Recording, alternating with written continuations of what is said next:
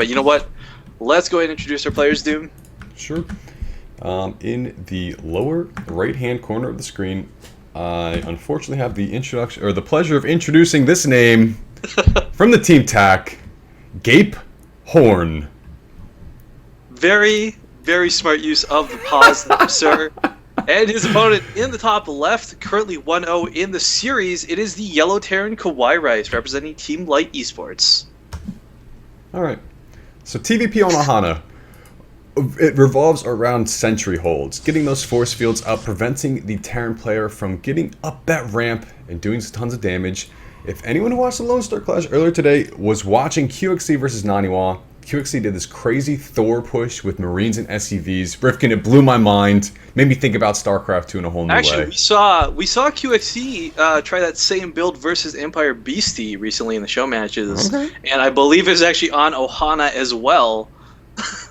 Well, that's the map to do it on, because these protesters have gotten so comfortable using their sentries, just forcing force fields, keeping us Terrans out of their bases for so long. It's about time someone figured something out to cleverly deal with that. And Gateway first out of our I almost said it, out of our blue Protoss player.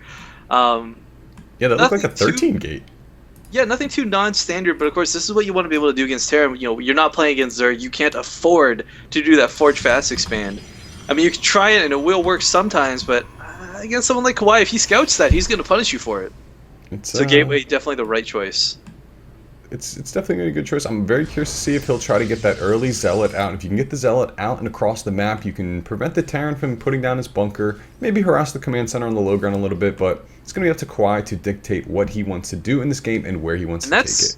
That was a beautiful supply depot block. This is something you see out of Terrans more often. You just put the supply depot down and leave just to keep the probe out of your base, because the last thing you want a Protoss player to know is your gas count.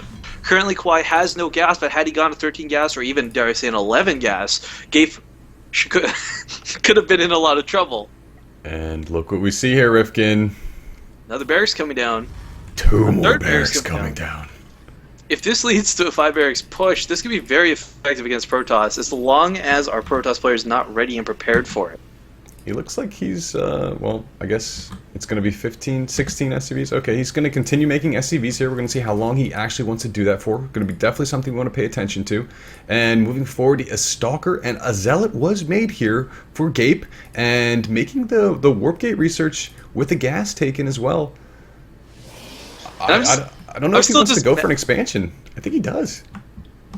Yeah, I don't know, a little bit of a ballsy move, especially with the SCV running around. You don't want to scout that. He hides the probe, and that was key.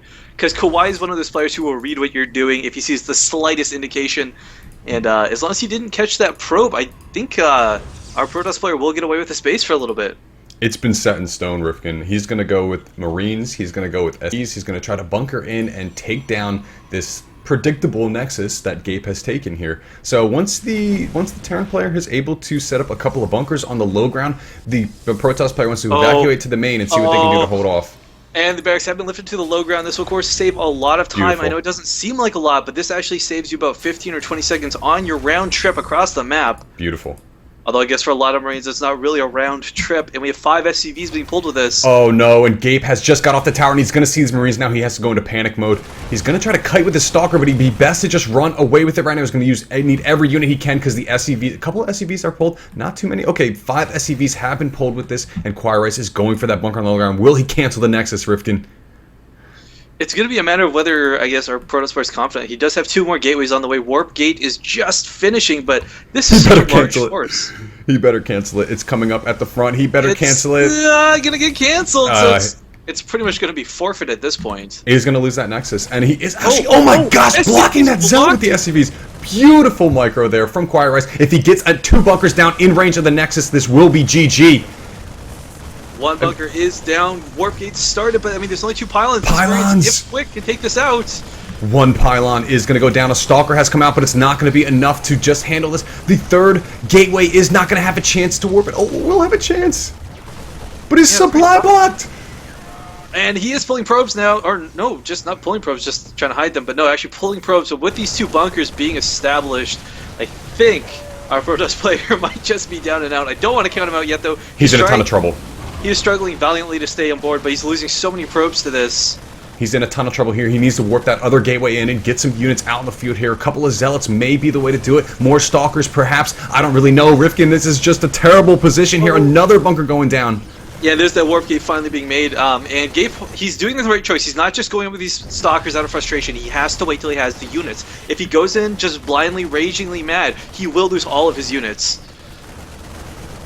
I don't know if there's anything you can do now. The last pylon is being attacked here. If that pylon gets depowered, he will be down and out. He stops the construction of the second bunker. That's going to be a huge aid, but losing another warp gate. The expansion is down for Kawhi Rice now, so he is going to be equal, if not greater than Gabe in this economic game. And in the aggression game, he's completely dominating at this point. He's already done enough damage to set Gabe back in the Stone Age, and now with so many Marines, he's just got too many Marines. There are a lot of Marines, but the Stalkers do, of course, have the potential to kite. It's a question of what he'll lose in the process. If that pylon dies, it's going to go down, and I think that's about it for our Protoss player. He does have the natural, but again, there's a bunker down there, so it's kind of Kawhi's game. Yep, probes are not mining at this point. Expansion down Actually, for Kawhi. I like this Gabe kind of going for broke, sending the probes out, you know, honor and glory as he sends the probes across the field. Yep, he's going to need a whole lot more than honor and glory, Rifkin. He's going to need maybe a Colossus, maybe a DT. Who knows? Yeah, way more than what he's got. All that hidden production hiding in the lower left corner of the map finally coming into fruition. Yes. But not going to be the case. In an alternate universe, 2 Stalkers going down in the main. The last pylon is going to go down, and GG comes out of Gabe.